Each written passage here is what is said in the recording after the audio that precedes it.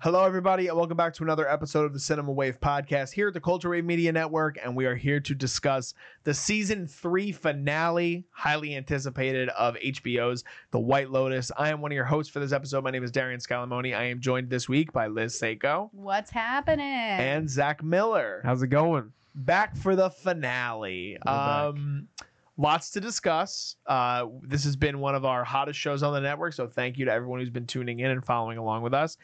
This show has been hot because viewership has been climbing week to week. It had a 30% jump from episode 7 to the finale, so they had the biggest viewership ever. I think it was like 6.2 million or something like that for the finale across streaming and regular HBO. I don't have the let me see. Yeah, 6.2 million. I got it. But there's a lot to discuss. There was some discourse online, I think. Some people were not happy with the finale. Some people were happy with the finale. The season overall compared to not. Without going into spoilers to start, let's just give quick, broad thoughts. All three of us. Liz, we'll start with you. All right. I am not of the mindset that I'm completely annoyed by this finale. I didn't hate it as much, I think, as majority is. I definitely was not as surprised as the other past 2 seasons finales were. So I think I can understand why people are a little bit disappointed in it, just because a lot of things that were being predicted or a lot of things that were being predicted came true. So I think that the audience was just a little annoyed that there weren't any surprising turns that took place. But I mean, as an overall finale, I think they wrapped up everyone's story in a way. They didn't leave really any loose ends. Sometimes the ends aren't the ones that we wanted them to be, but I can't say that this is a bad show and a bad finale at the end of the day, because I still think that Mike White's writing is incredible and very detail specific, and I just really enjoy this show. So I'm not of the mindset that I hated it. Okay, Zach. I don't know. I think that this season was just very anticlimactic for me. And there's a big swift ending at the end of this finale, and my issue with the finale and even the past 3 episodes is just how the drama bottoms out. And it he kept us climbing, Mike White, on this big climb with suspension of just all this tension that's coming. Who's gonna die? How are these bombshells gonna be released to people? And a lot of those go unexplained and abandoned, and a lot of these storylines kind of have an unresolved finish to them. So I was hoping that at least more than half of these would get a nice, cleaner resolution, or a messier resolution that was action packed. Whereas I think they really undersold certain storylines, and they kept this anticipation going for adrenaline appeal episode to episode, and they kind of just dangled it in front of us too long.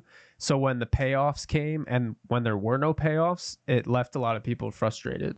So I think that's my biggest gripe with this season compared to some of the others. And I think it could have been a lot stronger. I think that it was just on such a high.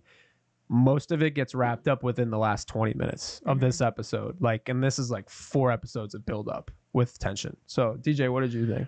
Yeah, I'm kind of, I guess, in the middle of both of you, I guess. The interesting thing with this is understanding where this show started with Mike White and where we're at now. Obviously, as I said in the top of the episode, the show is building season to season, even though it's anthology and episode to episode. I was just looking at the run times. So the first finale of season 1 was 1 hour and 6 minutes. The finale from season 2 was 1 hour and 17 minutes. This finale is 1 hour and a half. And I was reading an article today that said Mike White initially was going to do a 2.5 hour cut. 2.5 hours? For the finale. And so it makes me think about how big and sprawling this season was. There's a lot of characters in this season, and there's a lot of characters that he brings in that are more supporting that still serve a bigger purpose in the overall story, whether that's Valentine and the Goons, whether that's Scott Glenn coming in the final 2 episodes and him having a very big part in the climax of the series. Zion has a lot to do in the last couple of episodes, even though that's the character we open on, who's not a main principal cast member. So I think that for me, a big part of this is that I actually agree with what Liz said at the beginning. I am not as harsh on the finale, I don't think. I actually thought the finale was one of the more well done episodes of the season, and according to IMDb, it's actually the highest rated episode of the season, which is surprising to me, hearing the discourse. But overall, this is a season that I think week to week people were a little bit disappointed with the tediousness of the pacing.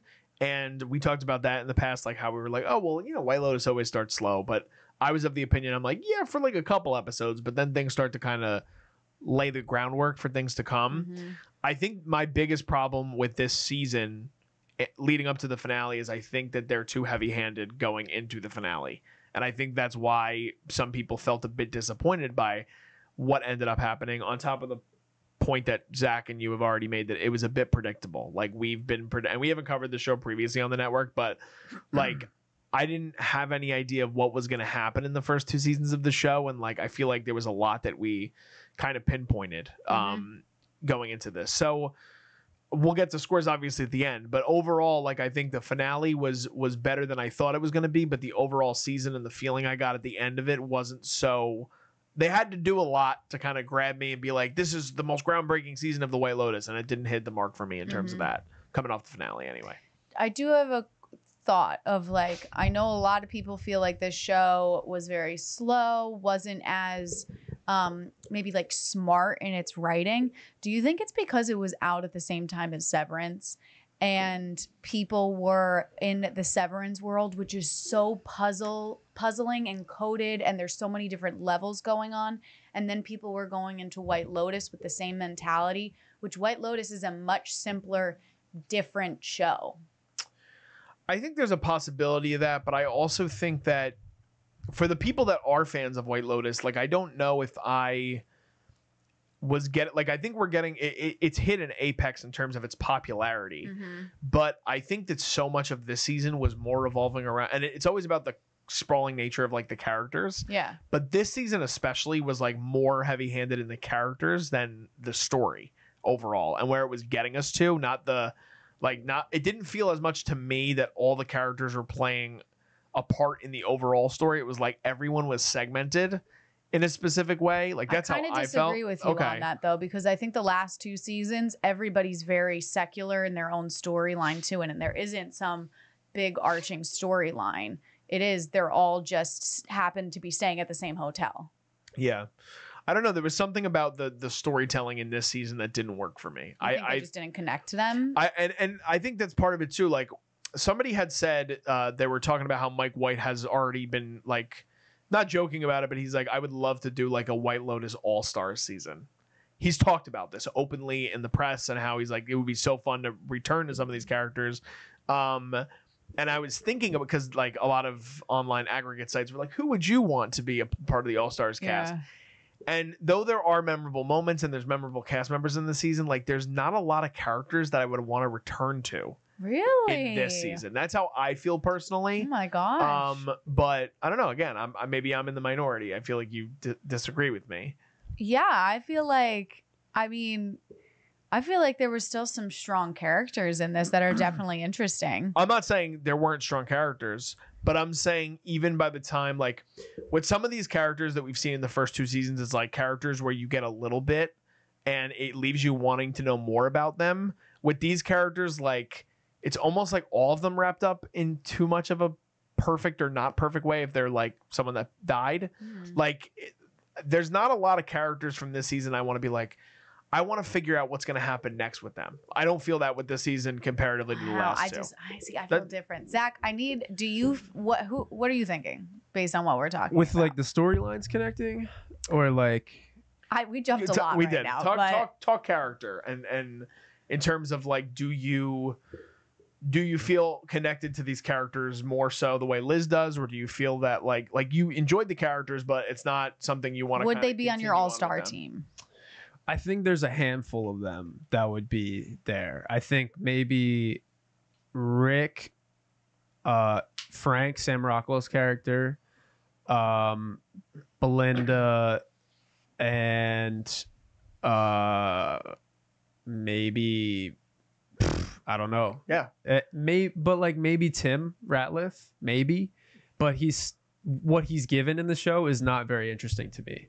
From the beginning, they set up that whole money scheme and they don't finish that. And I think that's part of my thing with a lot of the plot lines with these is they develop these characters like season and for this season, this was also like my favorite season, episode 1 to 5. I was hooked. I was in. I was like, they're setting up deeper context to the characters. There's an overarching feel. We were talking about this too extensively, DJ. Mm-hmm. Like there was the themes of spirituality and being out of body and having your own like attractions and addictions and like all this stuff was being set up and really came through in Sam Rockwell's monologue, which like enthralled so many people. And then the episodes following that was tension buildup and dangling who is going to get killed, how is Rick going to confront this guy, set up, like all this different stuff. Tim, like, what is he going to do? How am I going to commit suicide for 4 episodes straight?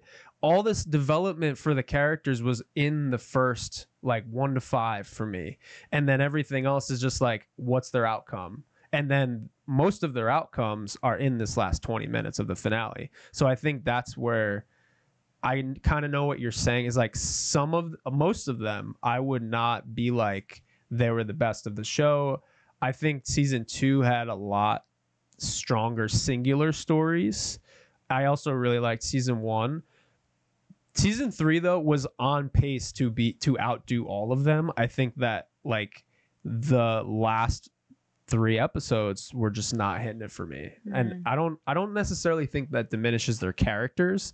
I think it just diminishes their goals and their outcomes for the season. It was just like the last 3 episodes just felt like they were written by like 2 totally different people to me. I liked where it was going, and then the trajectory just bottomed out for me. And I think that was like my biggest problem. But like, go ahead. I think some characters I did appreciate kind of where they end up by the end.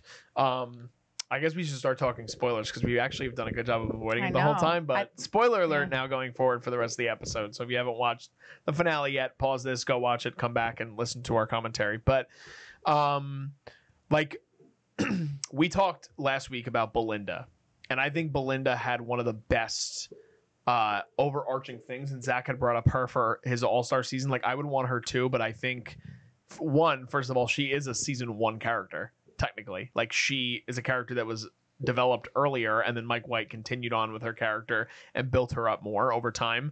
My favorite aspect of her character and her conclusion in particular is that we end up in the exact same spot that Tanya was in with Belinda. Yeah. Where Tanya's like, I would really like to help you, but there's different circumstances now. I'm going to get married and I can't help you. Belinda gets this money from Greg, which good on our girl Belinda. We said 100K was way too low. And she capitalized. But she ends up, it's like the parallels of her and Tanya. And it's so amazing to see where she's like, but you see the real hurt from her when she's leaving, and she's like, I do have feelings for Porn Shy, but like I gotta go get mine. It's essentially like what she says, and thanks to Zion, she gets that. Like that's a character I like to wrap up. I still am so intrigued with Greg Gary, and I think there's a reason that he's going to be around all the time. I said that early on. And then we obviously have Rick and Chelsea, which I think was probably your favorite storyline, or what? I know you like the girls as well. But Rick and Chelsea, I think, obviously have the most obvious conclusion. And it's not that it's not earned, because it is, and it's compelling in the way that they tell that story, and it's tragic. And Mike White talked about in the commentary after, he goes, it's a modern Greek tragedy. And it is, 100%. But all those other characters, including the Ratliffs, especially the Ratliffs, who I was really, really kind of intrigued by early on, like Zach was, there's not a real payoff to what happens. Everyone just kind of gets their phones and Tim's like, things are going to be different now. And that's it. That and it's pissed like, me off. That really pissed me off. Yeah, it was just like I would have liked more of something, and I'm actually surprised they didn't stick with killing Lachlan. Like, I think it would have Can we had. talk about this? Sure. Oh, the fact that he came back alive Comes is back crazy. magically alive. Why? Like what? That was the one point that truly for me, I was not as like invested in their story. I think as you both were. So for me, I was kind of like, whatever happens to them, like cool, make it weird, whatever. But the fact that he just magically came back alive, I was just like shocked. I thought that was bad writing, honestly. I agree. I also thought, I don't know if you guys feel similarly, but I felt like in the scene with the pina coladas, it seemed like they all took a sip. Oh, more than a sip. Yeah. Like, and then Saxon had chugged more than half the drink. Everyone had some of the drink in some capacity. So it should have affected them waking up or something. Like major stomach ache, something.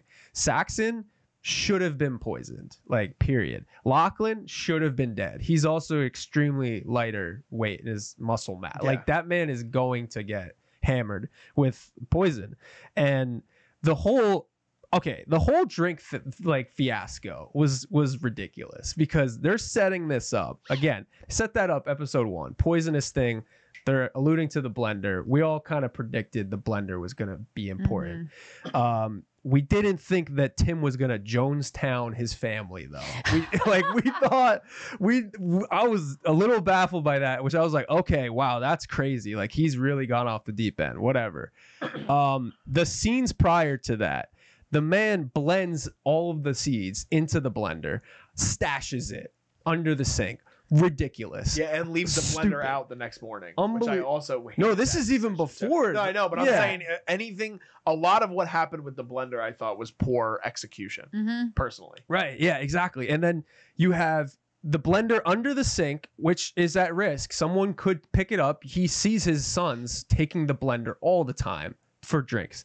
Could have been picked up prior to that. Then he goes through with it, throws it all out the sink, dumps it, discards it. He's like, I'm done. Oh, the blender idea was terrible. Why would I do that? Leaves the blender on the sink. Ridiculous. Execution-wise, ridiculous. Like, if the man actually had the conviction to dump the rest of it down the sink, why would you leave the actual seeds out? Why would you not do your homework? And not even homework, it's just common sense. Like, that's ridiculous. Yeah.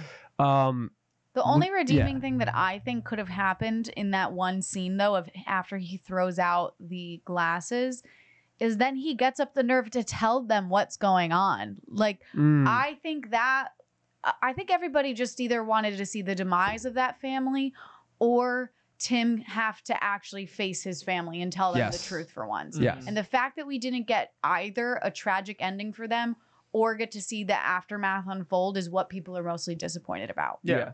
I completely agree. I think that there was this massive bombshell for them, and each of them were voicing their experiences like, oh, I couldn't live without money. I could be fine with it. Lachlan's like, I could be cool with it. Piper's still having her religious experience. But to have that shadow of a bombshell impact your family emotionally if they did find out about it and dangle that with us for the last couple episodes and not use it is insane to me. Like, that was his payoff. That was the center of his universe for the whole season, and we didn't see it. And they lackadaisically on the boat going home are just like, what does that even mean? And then I think they're kind of discovering it on their phones as they turn it on. So, but still, they're not having this like crazy reaction to it. And like, that was major for them. And the same thing with Saxon. He's like, Dad, you're my idol. If I lose everything, like, what's going on? What's going on? Like, also the questioning episodes, he's not that stupid. Like, something would have happened. He should have sought out for his phone. There's just all these like little plot holes with that. And then the payoff to be disappointing was extra disappointing. So you can't dangle major plot points for the audience members and not have some kind of reaction like this to me. I don't know. Yeah, no, I agree. And I think that so much of it just goes to execution. Like, I feel like Mike White in the past has been so much more pinpointed on where he wanted to go. And he has talked about how he wanted so much of this season to focus on like spirituality and Buddhism. And I think that gets across well, but I do think that certain characters end up in a place where it's not a satisfying ending as a viewer that's been with these characters for 8 weeks. And I think that's where it's harder to kind of understand the messaging, because even like you go to Gaitok and Mook, right? Like that's something I'm actually glad that neither of them died, even though like Mook has been my prediction since like week 2. You're betting on her. But like seeing Gaitok like have to do that, and then like at the end of the episode, it's like, oh, I'm the cool guy now because I shot and killed Rick. I was like, that was cheap. I'm just I'm not in on it, and there's so much more confliction for his character, I feel like, going through with something like that, and just the shallowness kind of Mook of being like, I only like you because you're a tough guy, like because you're able to have responsibility, and that's just the character dynamic kind of thing. But that was something where I wasn't on board with it. And even like the thing with Rick and Shritala's husband, I can't think of his name right now, but Frank. Scott Glenn's character. No, it's not Frank. It's Jack, maybe. Maybe it's Jack. But was it week 5 that I predicted that was going to be his dad? Everyone was. It's a very, very easy prediction to make, because it's like, oh, like here's this character that we haven't seen in forever, and you're going to find out that even though Shritala is a woman from Thailand, that the guy's white, so like, and Rick hasn't seen his father in a very long time. And I mean, you predicted the Chelsea tragedy very early on. Girl, Chelsea. And it's an emotional feeling for sure, because you realize like she has a heart of gold. And I think that like for me, Aimee Lou Wood is probably like Aimee Lou Wood and Walton Goggins might be the 2 best characters of the show this season. And that plays into what we talked about, where it's like, oh, well, they always kill off the best characters. Mm-hmm, they do. But I feel like in the other seasons, there's other characters that you want to kind of root for, you want to kind of follow along, and this season doesn't have that for me personally. Again, maybe I'm in the minority, but you feel differently. I know you haven't said a lot in a while, because Zach and I have been like, not shitting on the season, but we're just not as big of a fan, I don't think, as you. I think it's just because I really appreciate like what makes White Lotus.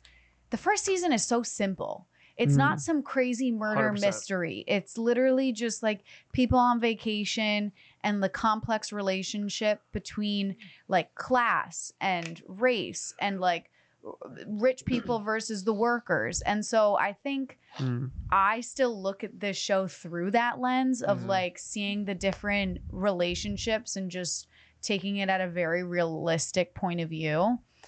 I do think that, I mean, I don't know. I don't remember the first season if it starts off by showing us a body bag, but a part of me thinks like It's a body float. No, it's not a body floating that season 2. I think it does show us a body bag. Part of me thinks like, should he get away from like showing us what happens in the first scene and instead just like let us wait and figure it out? Because I think it would have been more shocking if none of us knew that like it was going to be a shooting. Yeah. Like we knew somebody died, but we didn't know how or like why necessarily, because we all started thinking just like, well, who has the gun?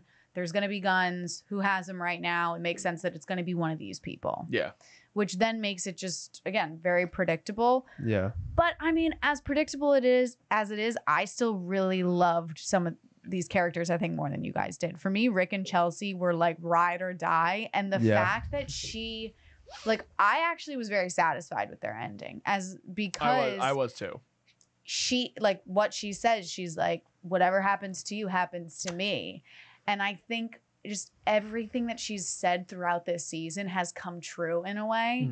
And yeah, it was just like a poetic like ending. Yeah, the romantic tragedy of her saying we're going to be together forever and him repeating it to her. When he was like, that's the plan, and she was like tearing up. I love that. Not only that, but I'm saying even when she's like dead dying, and he's holding her in his arms and he said together forever, like we're like and he's kind of accepting of what is going to happen with him, and he's trying to do anything he can to save her, but again, he doesn't stop when Gaitok's like stop, like he accepts his fate. So I agree with you. I think that is very satisfying. I think their storyline and Belinda's is satisfying, and I do think that with the girls, because we haven't touched upon them a lot yet, the women, Carrie Coon gets a great monologue. I love a fantastic monologue, and I think she's probably going to win an Emmy. But I think the thing is, excuse me, that there's like the cattiness build up to all of it, and I think that it ends the way we want it to. But even like maybe their characters I'd like to return to, but at the same time it's like we already know who they are, you know. But even their ending, like I think it's not a bad ending.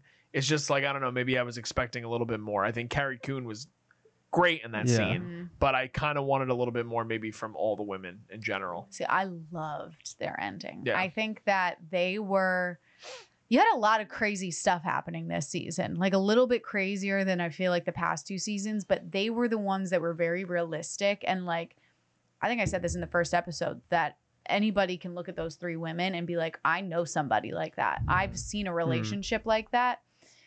And I mean, I don't know, for me, just like as like a woman and being able to like understand like a friendship like that and seeing them being able to talk about the complex relationship of like not always being with your friends and watching your friends grow up in life and not being able to be next to them all the time is such a hard thing to articulate and like put into words and make it felt through a screen. And I think the writing for that was really beautiful. And I'm glad that they didn't end their relationship and their storyline with all of them hating each other, honestly. I agree. Because it's like, they're longtime friends. Like they've probably honestly been through worse things than just the fight that they had on this trip.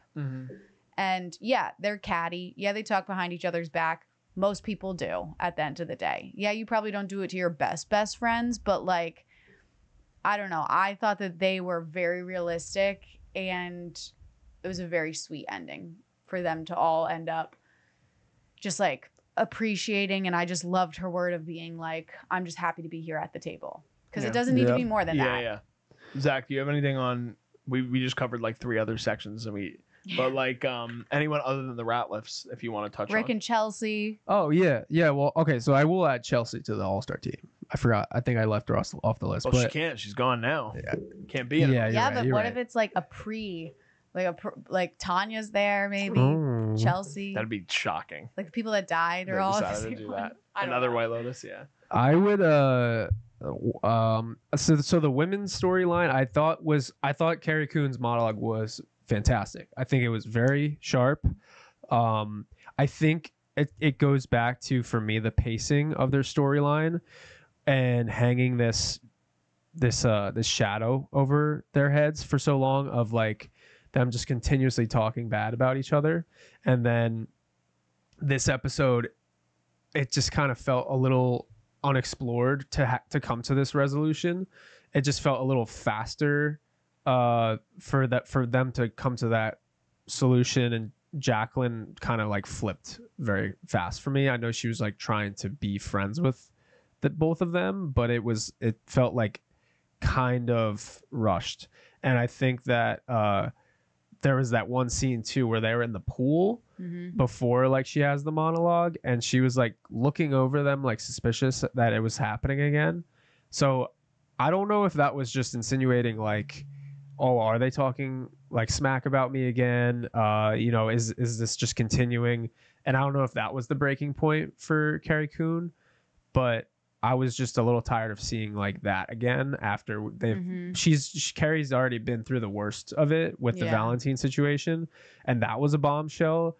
And but given that was the one thing that was addressed in a like complete arc for the most part, I feel like the women have the most complete arc. I think it's just that little end pacing but I think that's more of a nitpick. That doesn't like kill their dynamic for me. Yeah, because I didn't get that either. See, a part of me didn't see her looking down like suspicious. It was almost a moment of her thinking they're talking about her, and then her realizing like, I'm the problem right now. Like I'm thinking the worst of my friends right now, and assuming that they are just talking bad about me at all times, when really they're just taking pictures and enjoying their last day together, which then makes her realize like, why am I so bothered by them? And then it brings her to the whole speech and like monologue of like, I love that you guys have like these amazing lives, and like I'm just doing my bare minimum, and like that's okay. Yeah, seeing it from a different lens for her. I definitely see that.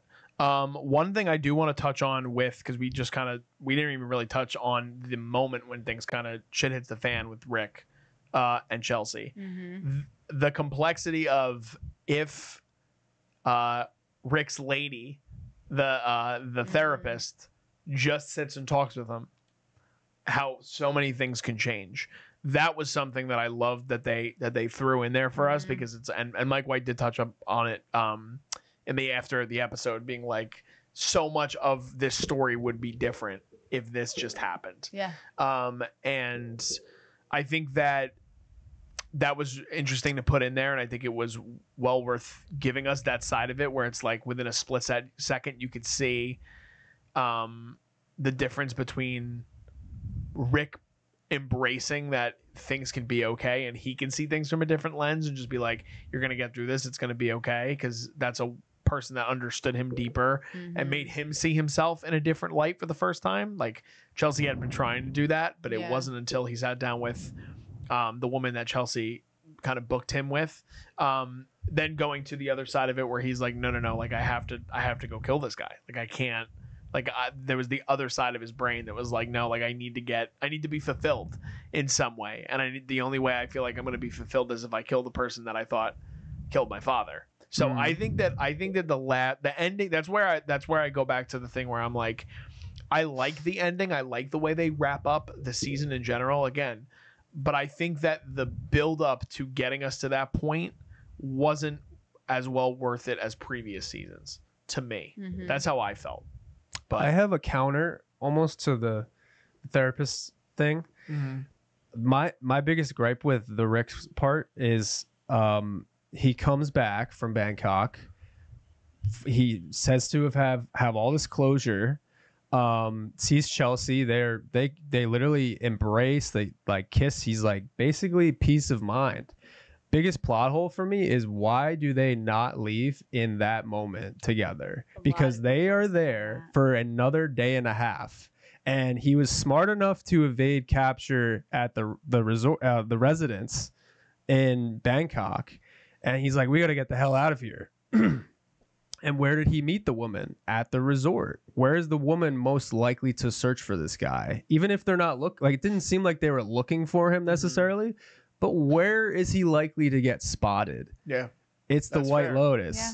And if he got his closure, dude, get out of there, man. Like, there's no ego involved. That's where the plot holes and the execution, I think, kind of weigh heavy on the season in general. Like, there are things that you would think that they would play a lot smarter that they don't. And I think maybe this is part of what I was trying to get at the beginning. I'm worried it's you talked about how the first season is so simple. This season is a lot more complex. There's a lot more characters. There's a lot more happening. They're in a more complicated sort of, again, like religious aspect of it, the spiritual aspect of it, the location of it. I just think that Mike White might have gotten a little too he wasn't as narrow-minded with this. Yeah, maybe ambitious is the right word. It's just, it got a little too big for me, I think. I can kind of understand that to an extent, because like I just think back, one of the storylines from the first season that sticks with me the most is the son.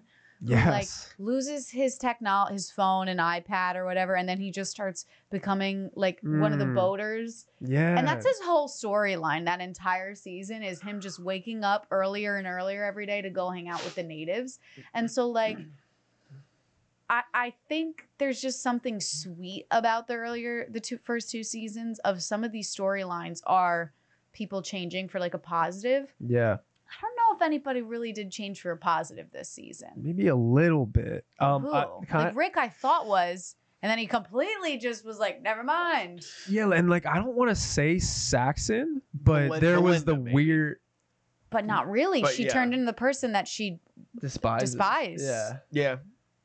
It's just a successful ending for her. She ends up leaving a rich woman. Yeah, like I think this is the first season where I mean, I'm trying to think, like, does even Saxon, like maybe Saxon, but not really, because he just has the moment with like, oh, I'm holding a book, I'm trying to find something that Chelsea was even at then peace he's like, with. oh, the sex was like the best part in this book, right? So I don't think he had any philosophical like awakening and like changed his demeanor. I guess you could say Tim.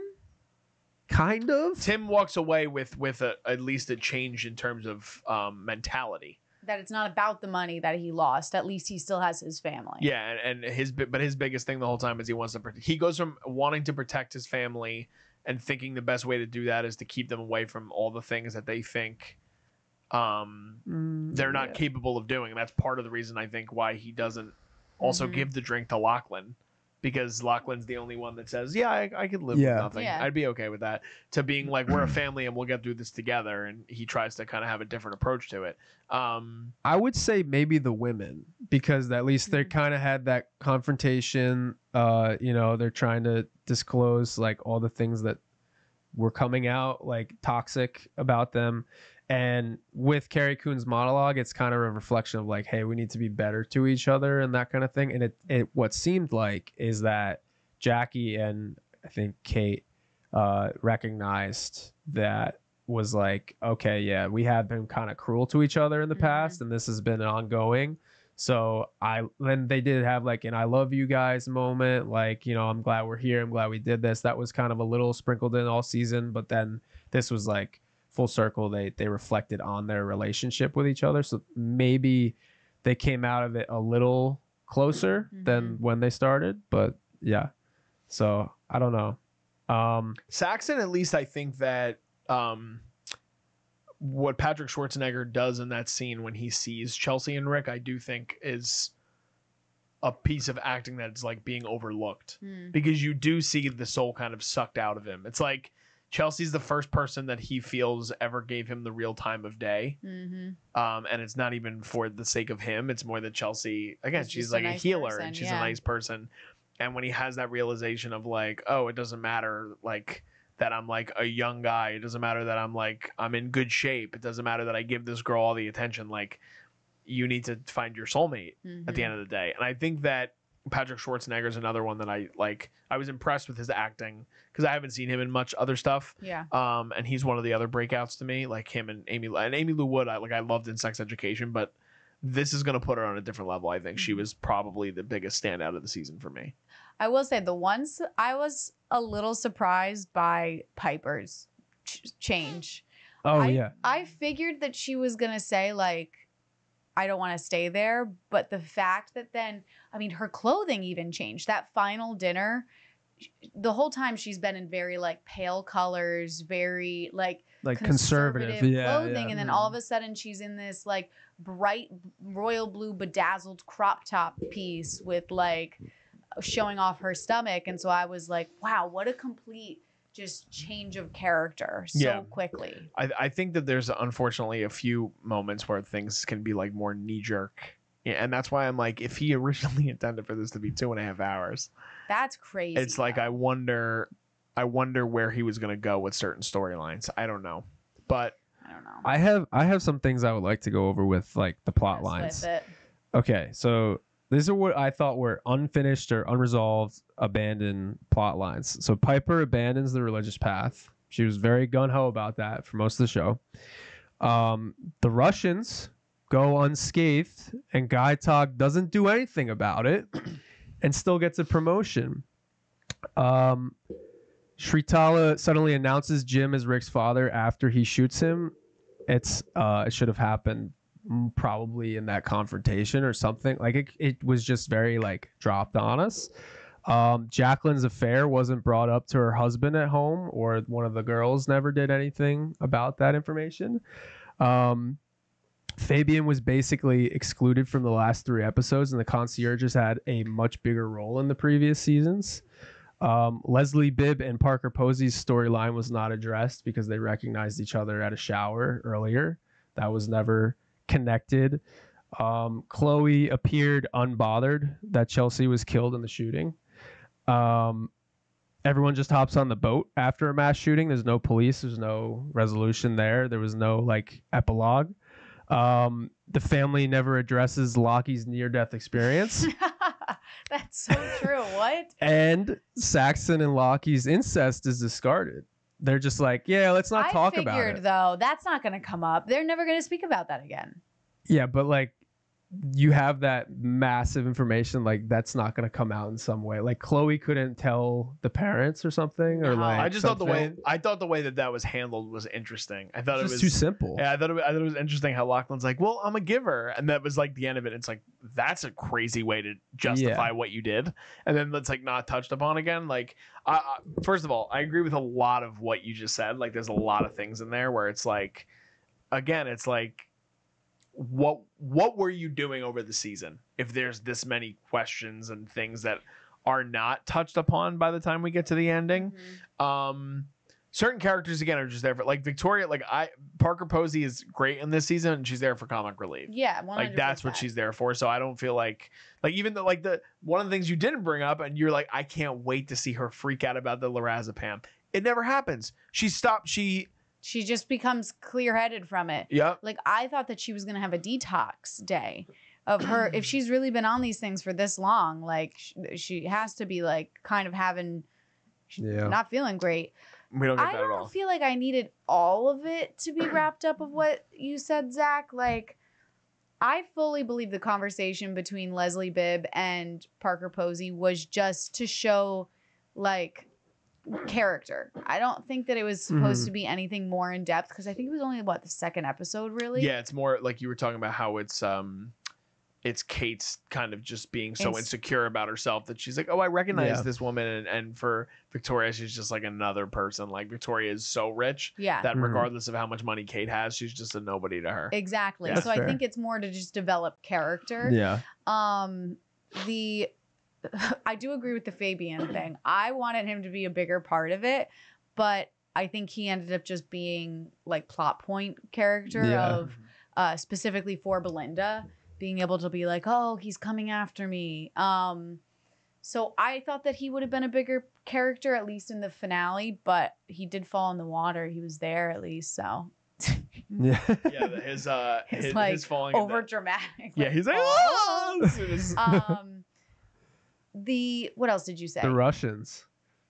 I'm not surprised by that, honestly. I was pissed off with that. I was like, look, the Russians have been set up. Like, Gaitok, man, like, that was his whole second half.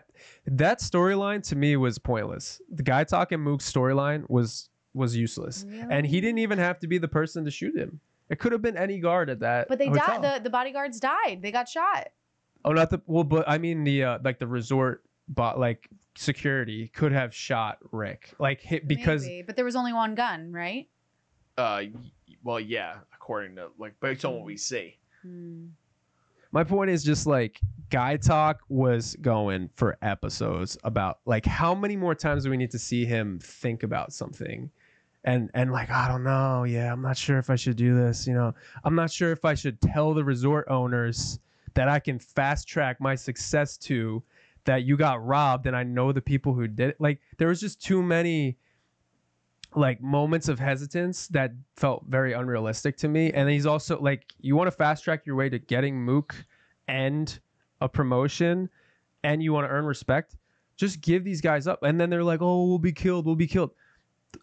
Doubtful, honestly, because you're like conning the people. Thing though, I think that's what they're trying to do is show the like religious Buddhist moral balancing, because when they were showing the like montage of where everybody ends up in the end, when they showed Sam Rockwell's character bowing in the temple, I thought it was Gaitok at first.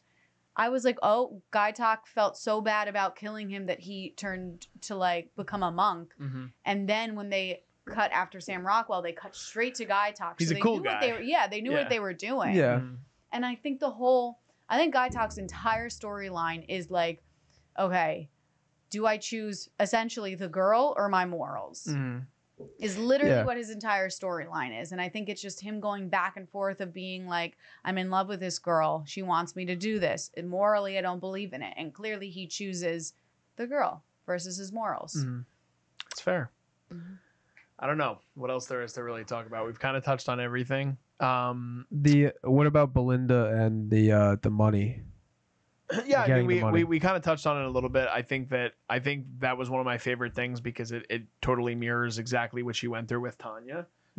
Personally, I'm happy for. I really like Natasha Rothwell. I want to see her do like more Mhm. dramatic work or dramedies. Like she's really a big comedic actress. I did like the scene with her, Greg, and Zion when she's like, I can't do this, and she walks away, and then she's like playing hard to get. Yeah, and she's Swindling telling him. Yeah. crazy. Yeah. But yeah, I thought that wrapped up well too. I thought that and Rick and Chelsea were the two good payoffs of the season. Sorry, go ahead. No, I was just and the Yeah. build up to it I think was earned. So go ahead, Zach. My only other problem with the Belinda money thing was the $5 million in the bank account immediately, and she's calling the bank. She's like, "Yeah, it's all real." I'm like, "Yeah, okay." The IRS isn't going to talk about like your $5 million that just appeared in your bank account that you want to go start the business with. Like that just felt like cheap to me, you know. And I don't think that's like too far fetched. You know what I mean? Like, Yeah. I don't know. I think it's fair. I think it's partly though. It's like that aspect of like suspending disbelief Yeah. on television. Yeah, but I mean, it's the get same it. thing of Lachlan not cleaning out the blender. It's the same thing as Lachlan living from the blender. That too. Like, that's, Living that's like I one agree, him like, not it's cleaning out crazy. a blender that's been sitting overnight with milk from pina colada. Disgusting. And then The milk's two- off! the- The milk's off. Can't drink it. And then Milk's to off. him just like magically coming to life, even though they did absolutely nothing. Like he wasn't doing chest compressions or anything to help his son, and he just magically his eyes open. Comes to. Yeah, it's crazy. Crazy. It is crazy. All right, really quick. I want to do this thought exercise with everyone. Thought exercise. Ooh. We each get one character from each of the 3 seasons we get to bring back, living or dead, for the All-Star season. And where would you like to see them go for season 4? I will start. I want to see something so different for season 4. Everyone's been talking about, but they said Mike White doesn't like the cold. That's been a specific thing. But I would love to see White Lotus in the Swiss Alps. I want to see a wintry ski resort, kind of like put us in that, exactly like what Zach and I complained about season 4 of True Detective. I want to see something like that in like a harsh winter sort of atmosphere with all these crazy personalities. That's what I would like. At the same time, I do realize that I also highly doubt that a lot of actors might want to go to a cold location to do this. Also, quick sidebar. Did you guys know that Woody Harrelson was originally supposed to play Rick? I saw that. Turned it did down see from A that. Family Vacation and then was originally going to come back in to do Frank and also did not do it. So we might be getting Woody in a future season of White Lotus. But that is my season 4 prediction, or where I would like to see them go. If I had to pick one from each season, season 3, I would take, if I had got to pick anybody, I would take Rick. I think Rick is my favorite character, and he was very complex, and still to see what he would have to deal with in the aftermath of everything. I would like to see Rick back. Season 1, I would go with Tanya, because she's amazing. So I'm already 2 for 2 with dead people, which is great. Now season 2 is my favorite season. And if I had to pick one character from season 2, It's tough. it's very tough. Cast. Ooh. I would probably go with Portia. I think Ooh. I really like All Taylor Lou right. Richardson in that. I like. Then again, you still get her and Tanya back together again in a potential All-Star season. But Liz, you ready? Yes. My location, I am going to pick the safari. Yes. I think there's some craziness of like maybe drunken walking out amongst wild animals. You're big into the monkeys this season. Big into the monkeys. So I could see yeah, Africa I think would be cool. Okay. So somewhere there. Cast wise from this season, I gotta go Chelsea. Okay. Loved her. Season 1, Jennifer Coolidge, 100%. And then season 2, I am gonna go with Miss Megan Fahey. Okay. Gotta stick with the girls. Zach. Nice. Location. I'm gonna go North Korea. No, I'm just kidding. No, I think we're gonna do. Let's see. I think we're gonna go. I think I'm gonna go cold region too. Yeah, I think I'm gonna go tundra, Northern Lights, something with Iceland? Yeah, like Iceland. Iceland would be cool. And you said living or dead. Yeah, anybody from any season. Anybody. One from each season. Okay. I want to say season 1. I really would love Murray Bartlett. Mhm. Oh my gosh, that man was like, to me, my favorite character in season 1, and he just kept that season chugging along, and he was just going into some crazy tirades with his drug abuse and stuff. I think season 2, maybe Lucia. She's a prostitute. But she was like, she had so much charisma, and she was super unpredictable. Mhm. Like, I didn't know where she was gonna go with it, and she was conning Michael Imperioli's character a little bit, and then she was like messing around with the concierge. I thought that was really interesting. Season 3, I would also go Rick if it was possible, because he just had so many inner demons. Or I would even go Sam Rockwell, because he is like supremely unpredictable. Yeah. Like, his backstory, his childhood must have been nuts. So. Yeah. I mean, Frank is another character I'd love to see. That's what we talked about in the past. I'm like, it sucks. Like, I hope they do bring his character back at some point, because it's like, you can't just tease Sam Rockwell in the White Lotus. Like, this dude's amazing. Okay, it's time for scores. We've been talking for quite a while. I'll start, because I don't know if you guys have scores docked up, but might be surprising. But yeah, this is probably my least favorite of the 3 seasons thus far. I enjoyed season 1. As I've gotten further away from it, I've like forgotten things, but as I've been seeing some of the edits online and things, I'm like, oh, these were aspects of the story I really enjoyed. And the whole dynamic with like Steve Zahn and Connie Britton and their family, like, and their whole everything with Sydney Sweeney and Fred Hetchinger and Brittany O'Grady, like their aspect, plus Murray Bartlett, like there's aspects of the first season I really, really enjoy. Season 2 for me is the perfect blend of complexity and simplicity. So I think that season 2 is still definitely my favorite season, and it would probably be like a 9 or a 9.5 if I was ranking that season, like if I was rating that one. This one, I just felt like there was a lot of room for them to do more interesting things, and I felt like, differently than Zach, actually, I felt that like the middle leading into the finale is where I started to get like really excited and be like, oh, we're gonna get some crazy things potentially happening. And it was a lot of predictability, and it was a lot of things that I didn't feel completely satisfied. So I am going to give season 3 of The White Lotus a 7 for my score. Wow, that's lower than I really expected, to be honest. And that's where I'm at. Wow. Where you at, Liz? Yeah, I mean, I feel like I spoke pretty positively about this season. Again, I just enjoy this show. I do agree. Season 2 for me is by far the best. I really enjoy season 1. I think also because nobody really knew what to expect or like what it was. So I think it was very kind of quirky. I think it was just very high expectations for this season. I think that's fair. Yeah, too. I think really high expectations, maybe even like more than Mike White anticipated. But I still don't think it's like a bad show. I think people just wanted more, which, I mean, that's not a horrible thing to want more from a show you love. So I'm going to give it an 8.5. Okay. I'm gonna give it a 6. And just because Oh my god! Oh my god! I just like stabbed Liz in the chest. Liz has never been so shocked that she's audibly. That's crazy. Yeah, I don't know. Those first 5 episodes were doing it for me, and then it didn't. It hit a brick wall, and I wanted more. I wanted some clarity. Yeah, I wasn't vibing with this. It had me hooked, and then it just kind of went against itself in a way. I'm sorry, Liz. It's fine. Wow. I mean, I don't think it's a bad season of television. I think No. Again, I think it's better than a lot of things that Of are course, on yeah, TV, especially this part of the year. I will say, from at least my perspective, and I don't think, Zach, you watch it, or maybe you did after the fact, but like, to me, I think maybe part of it is the severance of it all coming at the same time.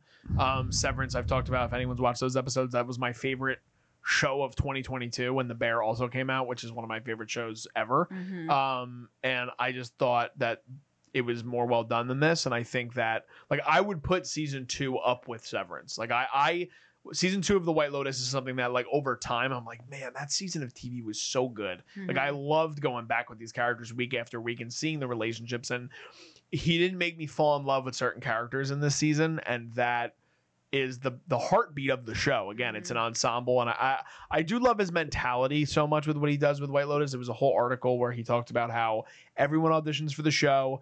Everybody gets paid the same. Everybody gets listed in the credits in alphabetical order. And it's so not about the prestige of it, but it's about how it's an actor's medium. And I love that. And I do think that there were good performances in this season, but I do think it just didn't hit the mark for me the way that I wanted it to. You know? That's okay. That's okay. It's okay. It is okay. But let us know in the comments, what do you guys think? You guys have been following us along the journey with White Lotus. Did you guys... are your guys' scores more aligned to mine? Is it more aligned to Zach's? Is it more aligned to Liz's? Some people love it. Some people were disappointed. Let us know your thoughts on the finale overall, as well as the overall whole season 3. Give us your all-star picks and let us know where you'd like to see them go for season 4. Also, you guys, if you can, like this video. And like we said, leave your comments. We'd love to have a conversation with you guys there. If you guys can subscribe to us, we're on the road to 1,000 subscribers. We'd really appreciate it. You guys were awesome this last month with all the White Lotus coverage, and you guys have really shown out. So we're really appreciative of it. And this isn't the only show we're covering. We're currently covering Daredevil Born Again. We're covering The Studio. We're getting ready to cover season 2 of The Last of Us, so more HBO content. And as we said, there's reviews up there for Severance, Invincible, Solo Leveling, movie reviews upcoming, and a lot of other things we're doing. So be sure to check that out. And if you guys can follow us also on social media, all that information is below me in the video. It's also in our YouTube description. So follow us there. Just signing off, I'm Darian Scalamoni. I'm Liz Seiko. I'm Zach Miller. And we'll see you guys next time. This is The Culture.